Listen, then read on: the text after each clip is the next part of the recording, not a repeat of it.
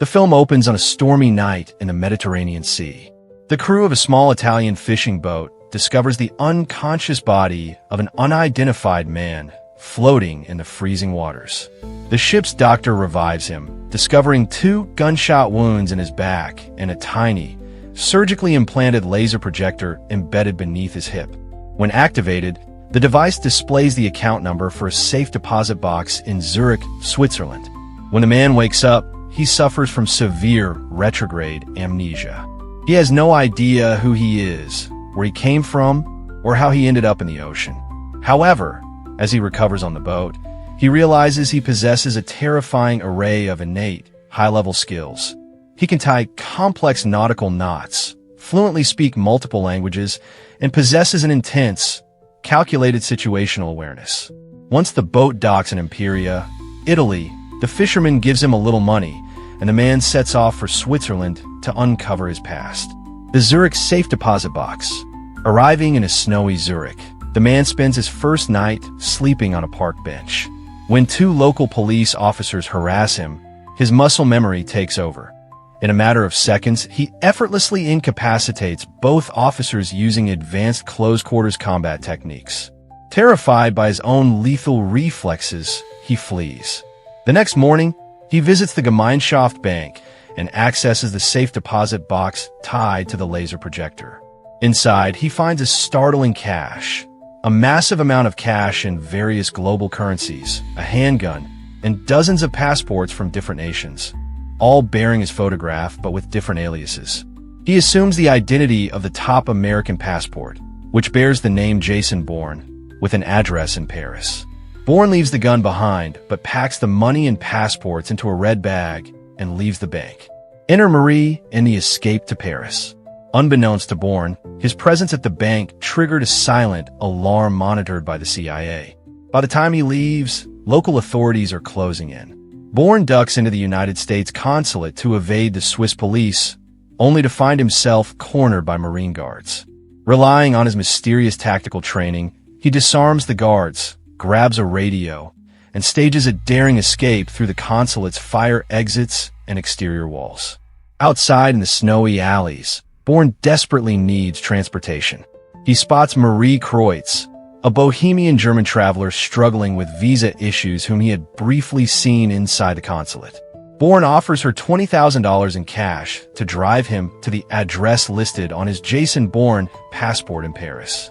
Despite her initial hesitation, the desperate Marie accepts the lucrative offer, and the two set off in her beat-up red Mini Cooper. Operation Treadstone closes in. Meanwhile, at CIA headquarters in Langley, Virginia, the narrative shifts to reveal the dark truth.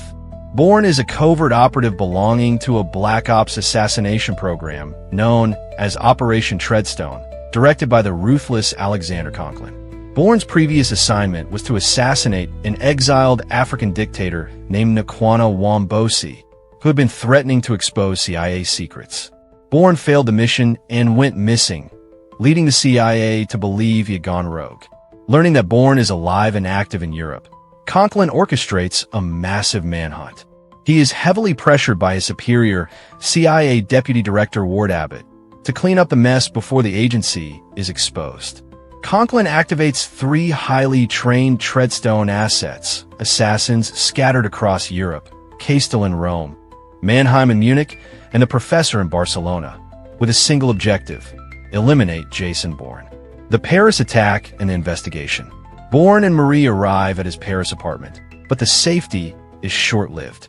Castel, the assassin from Rome, ambushes them by crashing through the window. A brutal, visceral fight ensues. Bourne uses everyday objects, including a ballpoint pen, to violently subdue Castel. Before Bourne can interrogate him, Castel throws himself out the window to his death to avoid breaking protocol. Marie is horrified and panics, but she realizes she is now an accessory and complicit in the eyes of the law. She chooses to stay with Bourne.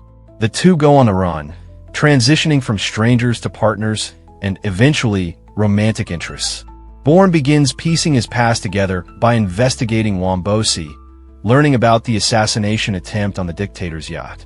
Shortly after, Wombosi is assassinated in his Paris home by the professor, but the media and the CIA attempt to frame Bourne for the hit. The farmhouse showdown. Needing a place to lay low and regroup, Bourne and Marie drive to the French countryside to take refuge at the rural farmhouse of Marie's former stepbrother, Eamon, who lives there with his children. The piece is violently interrupted the following morning when Eamon's dog goes missing, a classic tactical sign of an approaching enemy. Bourne realizes they have been tracked. Armed only with a double-barreled shotgun, he ventures into the fields to hunt the hunter. He uses the terrain and a flock of birds to locate the professor, who is armed with a sniper rifle. Bourne outmaneuvers and mortally wounds him. As the professor dies, he laments the physical toll of their programming, muttering, "Look at this. Look at what they make you give." Realizing that anyone close to him will always be a target, Bourne forces Marie to leave with Eamon and the children. He gives her the bulk of his remaining money and tells her to disappear, promising that he will fix the situation. Confronting the past. Using the professor's mobile phone, Bourne contacts Conklin and arranges a meeting at the Pont Neuf Bridge in Paris. However, Bourne does not show up. Instead, he uses the rendezvous as a sniper to observe Conklin and plant a tracking device on his vehicle. Bourne tracks Conklin back to the secret Treadstone safe house in Paris. Bourne breaches the facility, bypassing security and confronting Conklin and a logistics technician, Nikki Parsons. Holding Conklin at gunpoint, Bourne finally remembers the truth about his botched mission on Wombosi's yacht. Through a flashback, he recalls infiltrating the vessel and holding a gun to the dictator's head. However, when he saw Wombosi's sleeping children, his conscience inexplicably overrode his training, and he couldn't pull the trigger. He was shot twice in the back while fleeing the yacht, falling into the Mediterranean. A new beginning. Bourne informs a stunned Conklin that he is officially resigning from Treadstone and warns them never to follow him. Conklin triggers a silent alarm, flooding the building with armed guards. In a spectacular display of gun-fu and acrobatics, Bourne fights his way down the spiraling stairwell of the safe house, eliminating the guards and escaping into the Parisian night. In the aftermath, Ward Abbott decides that Operation Treadstone has become too much of a liability. He orders the Munich assassin, Mannheim, to kill Conklin, effectively sweeping the entire program under the rug and shifting the CIA's focus to a new project. Sometime later, the scene shifts to the sun-drenched Greek island of Mykonos. Marie is shown running a modest scooter rental shop. A familiar figure steps into the shop doorway. It is Bourne. He smiles, asking her if her shop is for rent. The two embrace, finally free from the shadows of Treadstone, as the screen fades to black.